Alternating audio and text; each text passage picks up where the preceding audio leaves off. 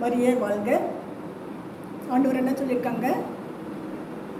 ஒவ்வொரு நாளும் நான் உனக்கு கொடுக்குற சிலுவையை தூக்கிக்கிட்டு என் பின்னால் வர்றவங்க மட்டும்தான் எனக்குரியவள் எனக்குரியவன் அப்படின்ட்டார். அப்போ மற்றவங்கள்ல அங்கங்கே நம்ம நிற்கிறோன்னு அர்த்தம். சரியா? சரி, இந்த சிலுவை என்ன சிலுவை? அவர் சுமந்த மாதிரி மரத்திலான சிலுவையா? கிடையாது. நம்ம வாழ்க்கையில் வர துன்பங்கள், துயரங்கள், பிரச்சனைகள், கவலைகள், கண்ணீர்கள், ஏமாற்றங்கள், இதை தான் நம்ம எல்லோரும் ஜென்ரலாக சொல்லுவோம் இல்லையா? ஓகே, அதுவும் ஒரு வழியில் சரிதான். ஆனால் சிலுவையை சுமக்கணுங்கிறாரு இல்லையா? அந்த சிலுவை என்னது? உங்களிடம் கொடுக்கப்பட்டுள்ள உறவு முறைகள். மாமியாருக்கு மருமகா தான் சிலுவை, மருமகளுக்கு மாமியார் தான் சிலுவை. சரியா?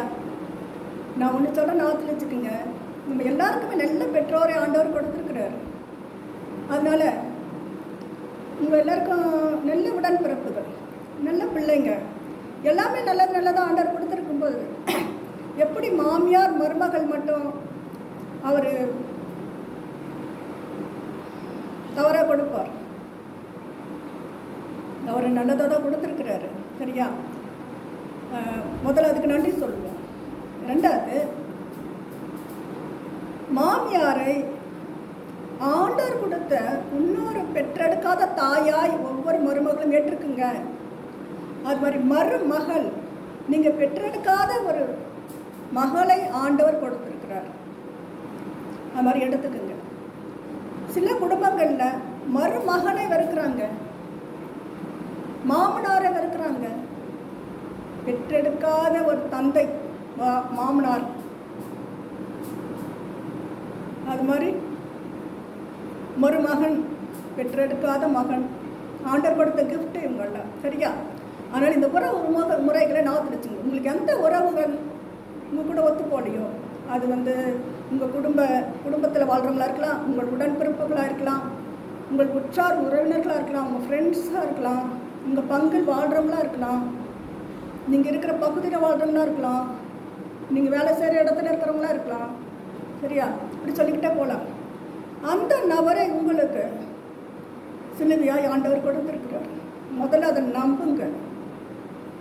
எந்த உறவு உங்கள் கூட ஒத்து போலையோ, நீங்கள் என்னதான் பணிஞ்சு போனாலும், நீங்கள் என்னதான் அவங்களுக்கு நன்மை செஞ்சாலும், நீங்கள் என்னதான் அவங்க சொல்கிறதுக்கெல்லாம் ஓகேன்னு சொன்னாலும், அவங்க புரிஞ்சுக்காதவங்களுக்கு வெறுக்கிறாங்க, உங்களை கஷ்டப்பட வைக்கிறாங்க, உங்களை அழ வைக்கிறாங்க, உங்களை வேதனைப்படுத்துகிறாங்கன்னு சொன்னால், அந்த நபரை சொல்லுங்கள், அந்த பேரை சொல்லுங்கள், வாயில் அந்த பேரை சொல்லுங்கள். உங்கள் உறவினர் இப்போது யாரோ மேரின்னு வைங்களேன், மேரின்னு சொன்னால் நீங்கள் அந்த பேரை சொல்லுங்கள். இந்த மேரி என்ற இந்த சகோதரியை, இந்த உறவினரை நான் சிலுவையாய் நீ ஆண்டவரை கொடுத்துறப்பா, நான் இதை சுமக்கிறேன். அது மாதிரி குடும்ப உறவுகளை சொல்லுங்கள். உங்கள் மாமியாரை சொல்லுங்கள், நான் சிலுவையாக சுமக்கிறேன் ஆண்டவரே. மருமகளை சொல்லுங்கள், என் மருமகளை நீங்கள் சிலுவையாக கொடுத்தீங்களா ஆண்டவரே, நான் எல்லாத்தையும் உங்களுக்காக பொறுத்துக்கிறேன். அவள் என்னை என்னென்ன பேசுகிறாளோ ஆண்டவரே, எல்லாத்தையும் நான் தாங்கிக்கிறேன், உமக்காக ஆண்டவரே, உமக்காக ஆண்டவரே அப்படின்னு ஆண்டவர் அந்த முன்னிறுத்தி, அதுக்கு பிறகு நீங்கள் மருமகளை சிலுவையாக தூக்கும்போது உங்கள் பயணம் சுலபமாக இருக்கும். அங்கே ஒரு மனமாற்றத்தை நீங்கள் காணலாம்.